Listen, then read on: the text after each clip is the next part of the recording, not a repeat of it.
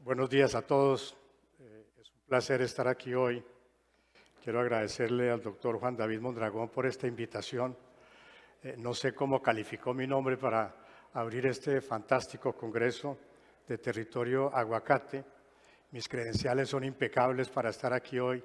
De aguacate no sé nada. Me encanta el aguacate y entiendo que es un buen negocio y me parece realmente fantástico lo que están haciendo, y esa meta de $400 millones me parece realmente, estoy seguro que la van a cumplir y me parece que ya es un paso fundamental.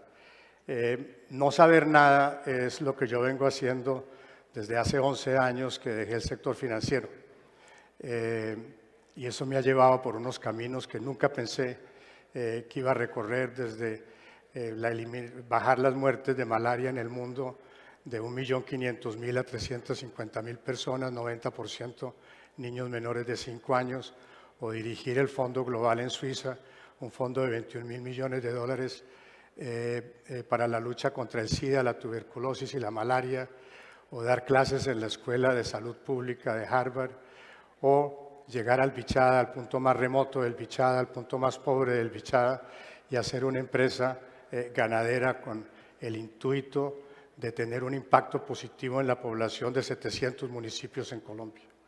Pero sin más, les voy a compartir el proyecto que estamos haciendo en el Bichada, el proyecto ganadero. Tenemos otros proyectos de granos, maíz y soya, pero este es el proyecto ganadero, y creo que, aunque es muy parecido a lo que ustedes están haciendo, que es un tema de ser pioneros y llevar a Colombia a que cambie la forma de pensar y no vea el agro como el 7.5% de la economía colombiana, sino pensar en un agro donde llevemos el agronegocio a 26% del producto y que seamos realmente la principal industria para la economía colombiana y una palanca para el crecimiento. Sin más, entonces,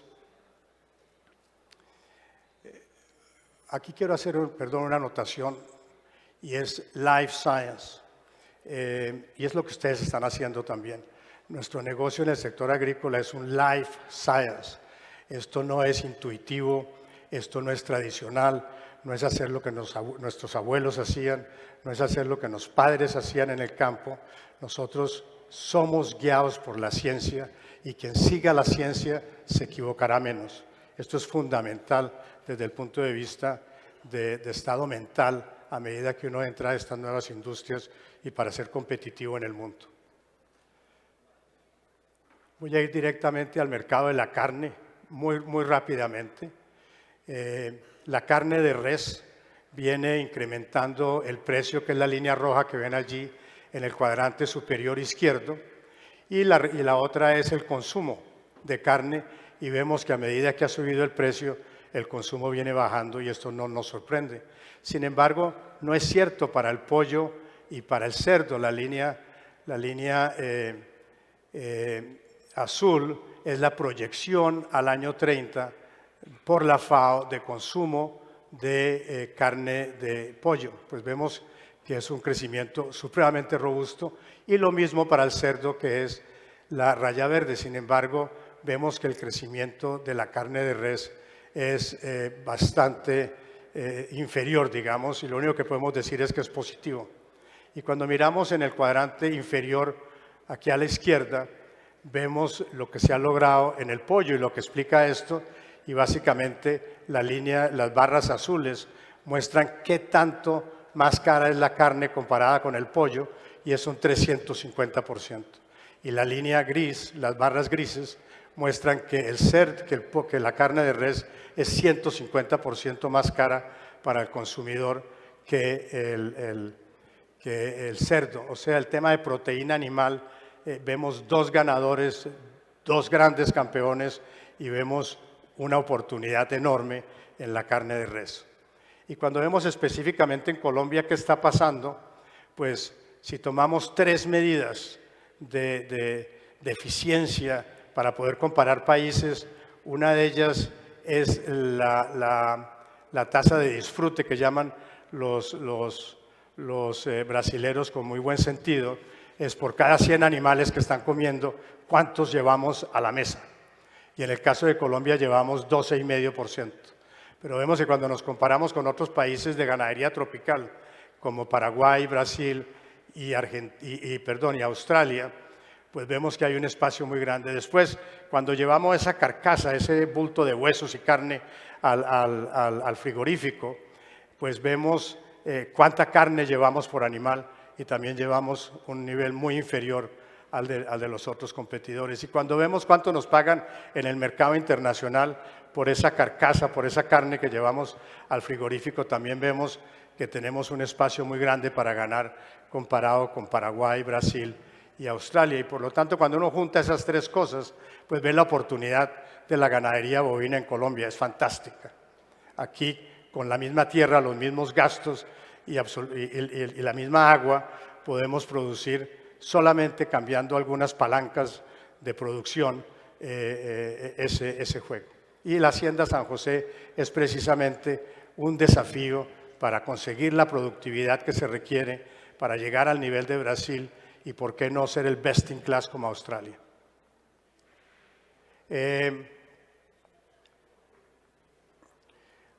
Me gusta este mapa de la izquierda porque muestra dónde están los llanos orientales de Colombia, que es una frontera muy interesante.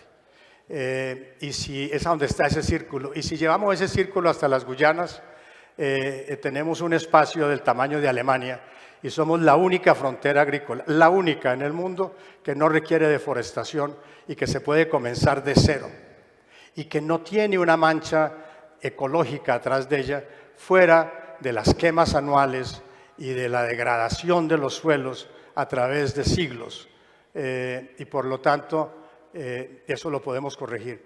En la mano izquierda pues tenemos una visión de Colombia que coloca los llanos orientales en la perspectiva correcta. Tenemos el país viejo, donde vivimos el 96% de los colombianos, todos lo conocemos, un país mañoso, complicado, fantástico, con una fertilidad enorme, con una multitud de climas y de suelos fantásticos, todo se da fácil, nos acostumbramos a eso y es un cielo. Y ese es del tamaño de España y tiene la misma población de España. Después tenemos otros dos países, el otro la Amazonía, que es una decepción muy grande. Todos tenemos el deseo de que podamos preservar esto. Es una historia de fracasos. Todavía no tenemos un modelo al cual uno pueda levantar la mano y decir, yo me le apunto a ese modelo, con esto salvamos la Amazonía. Y después tenemos los llanos orientales, donde tenemos una perspectiva enorme de crecimiento y es allí donde está enfocado nuestro proyecto. Todos los proyectos tienen un sueño. Mi sueño es precisamente el desarrollo del sector agrícola y el agronegocio en la economía colombiana, que realmente sea la palanca de crecimiento que el país necesita, la fuente de empleo para personas jóvenes, mujeres y hombres, que los desafíe con la tecnología y con el conocimiento que hay hoy. Como yo no sé hacer eso, le pedí al Banco Mundial y al IFC que nos hicieran un plan que cambiara el juego en Colombia con la ganadería. Y entonces nos lo dividieron en 4 fases. La primera fase es un centro de certificación y procesos, es un Business Intelligence Unit, es un lugar donde se reconoce humildemente que nuestro conocimiento no lo tenemos, que realmente hay que traerlo del exterior, el conocimiento del manejo de la agricultura tropical, porque durante muchos años no trajimos ese conocimiento, las universidades se quedaron atrás y todo esto, y allí hacemos, en nuestro caso, el modelo de gestión de lo que es una finca ganadera, el diseño y certificación de procesos de producción, todo lo que es la parte de mejoramiento genético, la certificación de los procesos y todo el ecosistema se va a beneficiar de esa plataforma abierta. Todo lo que se hace en la Hacienda San José está disponible a todo el mundo. Todo el mundo es dueño del conocimiento y allí no se patenta nada, sino está disponible a todos. Y eso, pues esa fase digamos que ya la cumplimos, nunca se acaba, y pasamos a la segunda fase, que es una fábrica de terneros, donde empieza la ganadería. Nosotros queremos tener en el Bichada la fábrica de terneros más eficiente del mundo, y la podemos tener. Y eso lo vamos a hacer por razones de la seguridad jurídica colombiana sobre la tierra y todas estas cosas. Diseñamos un modelo que se llaman los condominios ganaderos. Y entonces ganaderos hasta 1.100 hectáreas o 1.200 hectáreas de extensión, compran un condominio que es básicamente una ganadería hecha y que estará sujeta a todos los procesos del centro de inteligencia. Ya comenzamos este año con los condominios, esperamos llegar a unos 150.000, 250.000, que sería más o menos tener 200.000 nacimientos para el año 34-35. Perdón. Las otras fases son típicas de la ganadería, el levante y la ceba, que eso será en otras partes más cerca donde hay comida, y después tenemos la parte fabril y la parte de comercialización de la carne, digamos, más perfecta que se llevará al mercado. Los tres pilares de la ganadería tradicionalmente pues han sido los pastos, la agricultura de pastos, la genética y el manejo, y los ganaderos tradicionales se apuntan a alguna de estas, casi nunca a las tres. Pero hoy en día el mundo es más complejo y desde mi punto de vista más interesante. Y entonces ya no son tres las palancas de nuestro negocio, sino que la sostenibilidad es fundamental. No hay negocio de comida que pueda sobrevivir y que tenga mercado hacia el año 2030 que no esté realmente y profundamente colocado en temas de sostenibilidad. Y para poder hacer esto de las ciencias vivas, del life sciences, pues se necesita un management sensacional y vigoroso. Y por lo tanto, estos son los 5 pilares de nuestro negocio. Voy a ir a través de cada pilar rápidamente. Primero es la agricultura regenerativa, es un tema de suelos. Nosotros, en el caso de nuestras praderas, cultivamos raíces y con las raíces creamos suelo, y al crear ese suelo, pues estamos mejorando, estamos consumiendo y estamos mejorando las condiciones. ¿Cuál es la mejor definición de agricultura regenerativa? Es muy simple. Si el suelo el año entrante es mejor que este año, se practicó agricultura regenerativa. Si el suelo el año entrante es peor, no se practicó agricultura regenerativa. También la competitividad es fundamental. Desde la iniciación del proyecto de la hacienda, y aquí, por ejemplo, nosotros pasamos en el recurso tierra, que es uno de los activos principales de nuestro negocio, pues pasamos de una cabeza de ganado por 17 hectáreas en nuestras sabanas a 2 cabezas, la vaca y su ternero en el caso de la cría en una hectárea. Esto es una eficientización enorme de este recurso. Después el costo de la siembra, de establecer una pastura. Cuando nosotros comenzamos la primera siembra en el 2014, nos costó 1.380.000 pesos establecer esa pastura. Hoy en día estamos sembrando unas 5.000 hectáreas con un costo de 300.000 pesos, 5 veces menos. 5 veces menos. Esto realmente es game changing, es totalmente disruptivo. Y también todo lo que se hace, en cercas, por ejemplo, el 50% de costo de lo que era, y estos son pesos de 2014 y pesos de 2000, no hemos inflacionado eso. Entonces realmente esta obsesión por la competitividad tiene que empezar desde el día cero en absolutamente todo, y la innovación es la guía.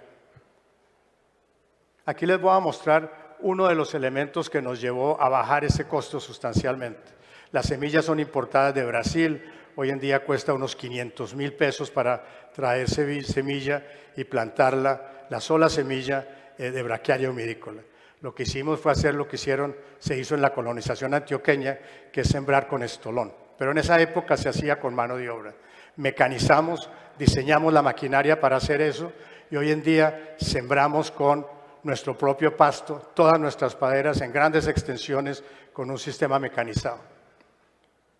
Aquí vemos cómo sencillamente dejamos crecer el potrero, lo cortamos con esta segadora, ella nos lo entrega ya levantado, diseñamos este tráiler que lo recoge sin ninguna intervención humana fuera del tractorista, lo hace supremamente bien y defiende la semilla, es decir, no machuca el estolón. Finalmente lo llevamos al campo y con 3 personas cómodamente en la sombra vamos regando ese material. Y después con un arado sin traba le tiramos tierra para que el viento no se nos lo lleve y por lo tanto rápidamente ya establecemos la pradera. Esta es una reducción de costo fantástica no utilizamos cal, todo el paradigma de la cal ya no lo hacemos, nos va igual, está demostrado por el CIAT, científicamente probado, y por lo tanto usamos una variedad que es la braquiaria humidícola, que se comporta muy bien en esos suelos ácidos y en esos suelos con alto contenido de aluminio, y ya nuestras braquiarias tienen raíces hasta una profundidad de 1,5 metros, nunca visto antes. Ahora voy a hablar un poco de la genética. La genética es fundamental en la competitividad. La genética hoy en día es todo. Quien no es dueño de su futuro genético no es dueño de nada, en mi opinión. ¿Y de qué se trata la genética en nuestra ganadería? Básicamente de cambiar el ganado. Nuestro ganado es fantástico. Nuestro ganado en Colombia es increíble. Hay personas que se han dedicado durante décadas de una manera disciplinada y con una seriedad enorme a mejorar esta ganadería, pero es una ganadería que tiene un crecimiento tardío, y en el mundo de hoy lo que se da despacio no compite con lo que se da rápido. Y por lo tanto, pues los animales que nosotros tenemos, que es el cebuino colombiano extraordinario, pues crece lentamente, crece mucho y deja de crecer en el tiempo. Lo que necesitamos es el crecimiento precoz, un crecimiento muy rápido, que el animal deje de crecer, produzca la carne y que sea muy parecido a lo que es el Angus, con quien competimos fuertemente. Pero aquí no hay nada especial. Esto es lo que hizo el pollo y esto es lo que hizo el cerdo, con la misma tecnología, que es la selección genética meritocrática, pero claro, con los modelos matemáticos y con el diseño de macrobases y manejo de macrobases que podemos tener hoy. Nosotros hemos reducido nuestro ciclo generacional de 9 años a 18 meses. Nosotros tenemos un cambio generacional en 18 meses en el potrero, y por lo tanto eso nos da una ventaja enorme, lo que nuestros antepasados y muchos hoy se demoran 10 años para poder observar sus adelantos. Nosotros en 18 meses lo hacemos. Vemos cómo en el pollo en los últimos 25 años el ciclo de producción entre nacimiento y sacrificio ha pasado de 120 días a 35 y ya están en 30, y los mejores en 28. Y el cerdo de 360 días de nacimiento a sacrificio ha pasado a 120 días y ya están hablando de 100. Por lo tanto, nosotros tenemos que hacer en la ganadería de carne bovina lo mismo para poder competir con ellos. Ya vimos al principio cómo se comportan esas líneas. ¿Y qué significa eso para un ganadero? ¿Y por qué? ¿Qué significa la precocidad? La precocidad no es solamente sexual, es de desarrollo y es determinación. Las tres cosas tienen que pasar. Pero si a un buen ganadero, serio, reconocido, en una muy buena finca, le damos una novilla cebuina de las que tenemos hoy en Colombia, a los 5 años va a tener 3 animales y 650 kilogramos de peso vivo. Si le damos una novilla de ciclo corto, va a tener 7 cabezas, y no veo el número desde acá, pero debe ser un número parecido a 2.200 kilogramos. Aquí ya logramos lo mismo que el cerdo y lo mismo que el pollo. Es 2/3 partes más. Esto no es magia negra, esto es el futuro. Las 14 millones de vacas que tenemos en Colombia serán de ciclo corto. Nos demoraremos el tiempo que la gente se demore en incorporar esto. De la misma manera que hoy en día no encontramos pollos con un pescuezo así de grande, que lo usábamos como la presa preferida en la casa y lo rellenaban y era la presa del papá, o los muslos grandes o unas alas enormes. Tenemos unos pollos que producen 6 veces más carne en 3 veces más rápido. Y por lo tanto, esto es lo que estamos haciendo con el ciclo corto. Lo que vemos aquí es que está pasando, pues básicamente que en el año 2 ya están pasando cosas. Esa es la precocidad. Y en el año 3 están pasando muchas cosas. Y el resultado final es esta productividad. En el tema de manejo es la técnica, la manera de hacer las cosas. Aquí aplicar la ciencia es un poco menos intuitivo, y la intuición es el mayor enemigo. Todo es susceptible de ser estudiado. Nosotros tenemos manuales de cómo arriar ganado, a qué distancia está el primer caballo, cuál es la velocidad. La velocidad es la velocidad del último animal. ¿A qué hora se hace esto? En nuestro transporte. Aquí vemos unos toros que van para un remate esta semana. Estos toros van a bajar antes de llegar al remate, van a navegar 3 días, han caminado un día con su noche, han tomado un día y medio de camión y van a llegar en un estado espectacular allí. ¿Por qué? Porque seguimos la ciencia y tenemos manuales de cómo transportar ganado. Y claro, pues los protocolos sanitarios preventivos, las estaciones de monta, el bienestar humano es fundamental. No hay bienestar animal donde no hay bienestar humano. La calidad del colchón en que duermen nuestros trabajadores es fundamental en la productividad, que la gente amanezca descansada, que la noche sea para lo que es para descansar. Esto es fantástico y cambiará la cultura de la empresa en maneras, como ejemplo, en maneras que uno no se imagina. Vecinos y comunidades ellos son nuestros socios, son parte de nuestros proyectos. El arreo y el transporte, el consumo de agua, evitar la erosión, el manejo de humedales. Todo esto no es porque haya normas legales, es porque esto es un excelente negocio, porque muchos de estos aspectos son parte del producto. No solamente el aspecto físico de nuestro producto, sino que nuestro producto es enriquecido con todos estos elementos. Y finalmente, voy a hablar del management y voy a hablar muy rápido porque ustedes escribieron el libro. Yo simplemente aquí trato de resumir unas cosas como es un tema de personas, todo es un tema de personas. Lo que uno hace es gestionar personas, esas personas hacen las cosas. Los riesgos, la mitigación y los controles, el bienestar humano, la innovación es todo. Por ejemplo, la semana entrante estamos haciendo algo realmente emocionante. Funcionará o no funcionará, pero estamos irradiando, si se puede usar esa palabra, desde satélites con frecuencias de onda bajísimas, nuestros pastales. Y esperamos un 30% de incremento de producción en esos pastos con una cosa tan simple como contratar un sistema satelital. Y entonces a toda hora estamos haciendo estas cosas y esto no hay que cansarse. Esta es la manera de generar productividad. Nosotros tenemos que ser los primeros en hacer eso y hacerlo con una seriedad brutal. El cumplimiento. Las leyes no nos tienen que gustar, pero todas hay que cumplirlas. Las normas no nos tienen que gustar, pero todas hay que cumplirlas. Los datos robustos, la integridad, el business intelligence, los modelos matemáticos, los algoritmos, para poder predecir las cosas. Si lo fantástico de la ciencia es que cuando uno hace una cosa y la copia exactamente, es bastante predecible y uno sabe la probabilidad de previsibilidad que tengo. Yo hoy, antes de crear un embrión, ya sabemos con qué índice de predecibilidad, en la mayoría de los casos 75%, el animal que va a resultar de ese embrión le va a pasar a su progenie estas características. Pues eso es la ciencia trabajando a nuestro favor. Ya no hay que llevar el veterinario, pobrecito, que tiene que mirar el animal y de alguna manera, mirándolo, saber cuáles son los genes que tiene en la sangre. Pues es imposible. Eso era de ayer. Hoy es otra cosa. Y después, la sostenibilidad. La sostenibilidad, de alguna manera, uno se puede sentir víctima de ella porque uno cree que lo están atacando. Pero yo estoy en juntas de compañías cementeras multinacionales y yo veo esos equipos de gerenciales y los veo que se sienten que el mundo está contra ellos. Porque todo lo que ellos ven en sus sistemas es básicamente ataques al polvo, ataques a esto, ataques a lo otro, al CO2. A esto.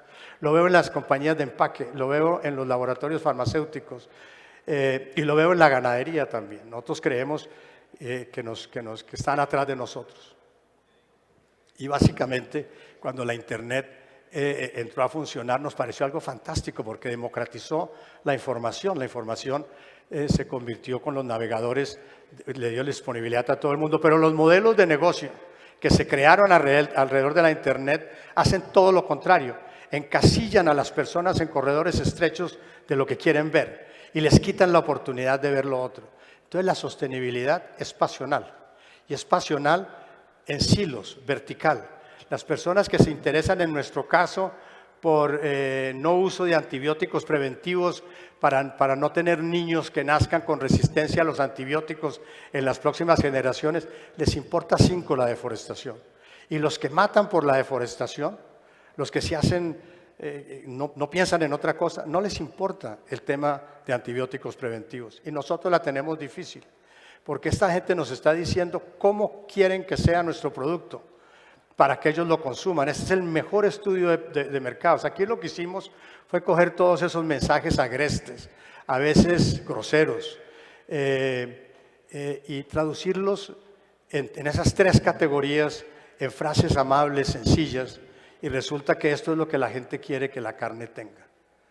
Y por lo tanto, en todos nuestros procesos productivos, nosotros incluimos todo esto para darle gusto a esos consumidores. Nos están diciendo cómo quieren la carne. Este es el estudio de mercado más barato que uno puede hacer. Y qué mejor que consumidores pasionales. Qué mejor que consumidores con pasión sobre nuestro producto nos digan qué es importante para ellos en el producto. Y claro, para hacer eso, pues se requiere cantidades de asociaciones, porque el conocimiento no lo tiene una persona. Inclusive sobre estos temas, el que más sabe, sabe humildemente que es mucho más lo que no se sabe. Nunca ha habido más dinero en la historia de la humanidad, nunca. Más dinero disponible para investigar en conocimiento que lo que se está haciendo para el calentamiento global. Y con razón. Voy a rápidamente con fotos a hablar un poco de sostenibilidad, porque si no nos quedaríamos aquí todo el día. Pero claro, la educación de los niños en nuestro entorno es todo. Ese es el futuro. Yo le dedico igual tiempo a la ganadería que se lo dedico a la manera como estos niños aprenden, como los profesores enseñan, como los administradores de la escuela administran esa obra de teatro, cuál es el papel de la comunidad, el papel de los padres de familia. Después, en la segunda, pues claro, defender y no deforestar. Nosotros no cortamos un árbol para nada. En el bosque no sembramos nada, en el bosque no sacamos ni una flor. Allí ya no entra nadie, nunca más. Y dejamos un buffer entre el bosque y la agricultura de 200 metros para ver qué pasa, para quitarle la presión a ese bosque de la agricultura y los químicos y todo lo que pueda llegar allí. En la tercera, pues el bienestar animal, el diseño de los corrales, la manera de trabajar en silencio, el temperamento de los animales y toda esta parte. Y después vemos aquí en la parte inferior izquierda, pues cómo viaja el ganado. El ganado tiene que viajar con un confort fantástico. Y esto nosotros en estas balsas de 3 días de viaje, perdíamos el 17% de peso entre el potrero y el frigorífico. Hoy perdemos 2. Y un ganadero entre Manizales y Cali, hoy en día en un buen camión ganadero, pierde 8. Entonces, esto es la ciencia trabajando a favor, no la intuición, la ciencia. Y después, nosotros producimos comida, el agua tiene que estar limpia. Y entonces, con pescados en los bebederos, hacemos que consuman esa baba y esas bacterias que el ganado bota en el agua cuando está bebiendo, y entonces tenemos agua limpia. Y el agua viene de pozos, medimos el consumo de agua por animal, reportamos el consumo de agua por animal y por kilo de producción, y lo hacemos todo con energía solar.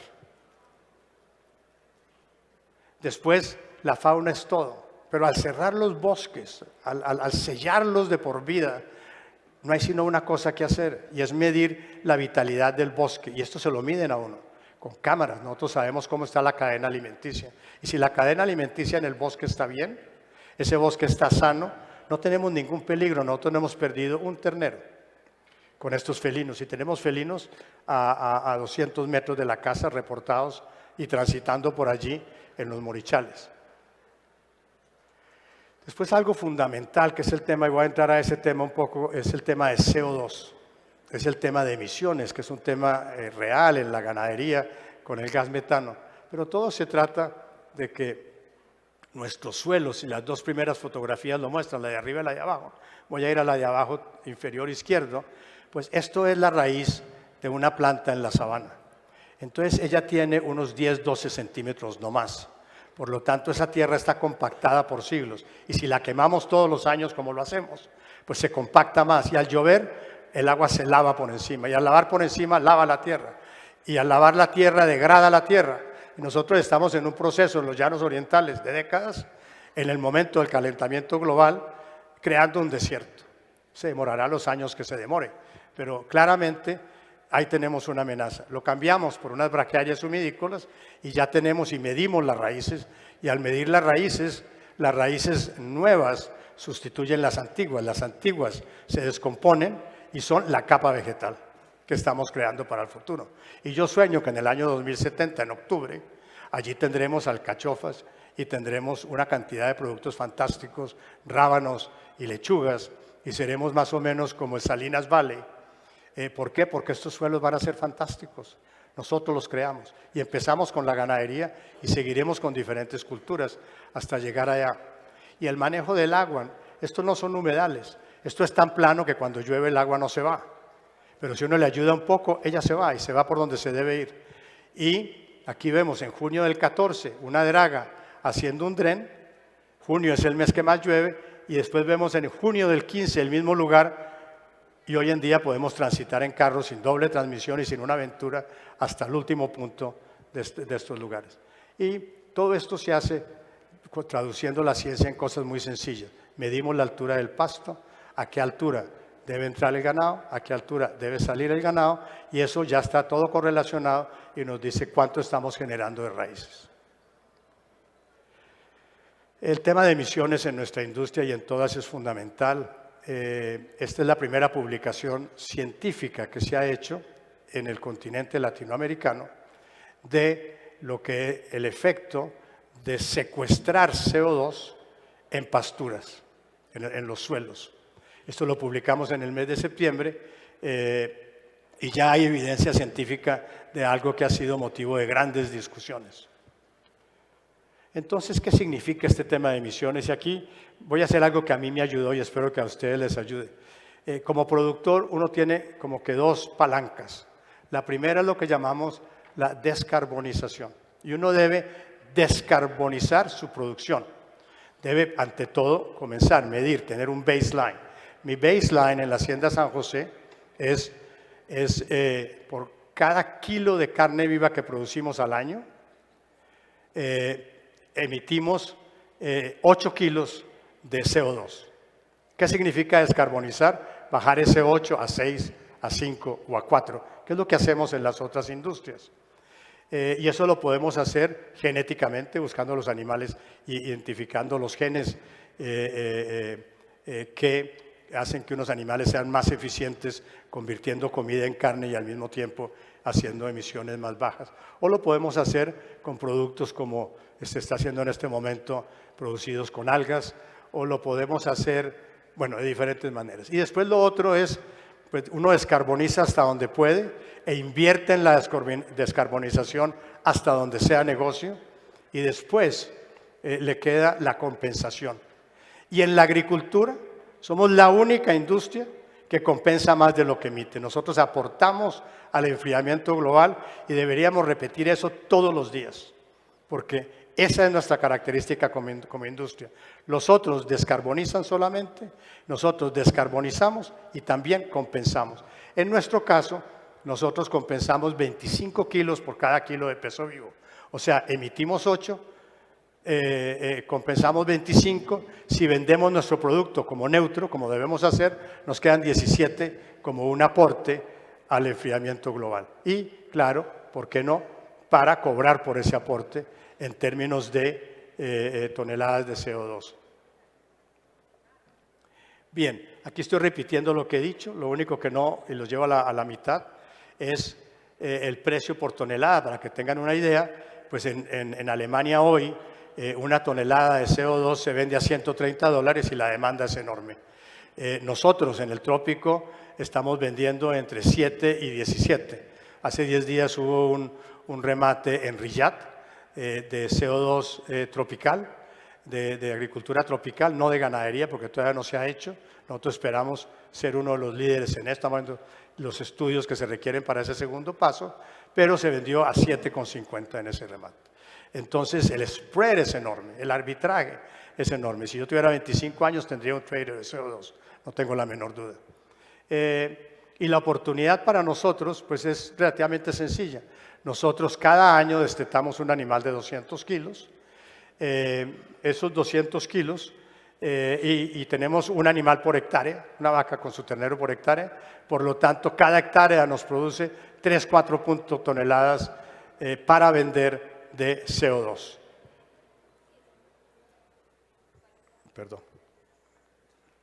Y entonces, en nuestro caso, destetamos en 200, otros son más afortunados, tienen fincas espectaculares, destetan a 240, les dan otra alimentación a sus animales, el nuestro es puro pasto y sal. Entonces, si vendemos a 10%, pues ya tenemos un premium sobre el precio del desteto de 8%. Y si vendemos al precio de Alemania, para hacer esto más corto y nos vamos al último número, pues ganaríamos lo mismo por el precio del desteto de lo que ganaríamos en CO2. Hoy en día en Estados Unidos una vaca lechera, en las industrias modernas, venden en energía, no en CO2, en energía $300 por vaca. Y ya hoy en día en esa energía, en ese gas que venden, como compañías de energía, generan más que con el lácteo. Y cuando introduzcan el CO2, el lácteo en las lecherías americanas de vanguardia será un subproducto. Y yo sueño en el día que en la ganadería la carne sea un subproducto. Sería fantástico.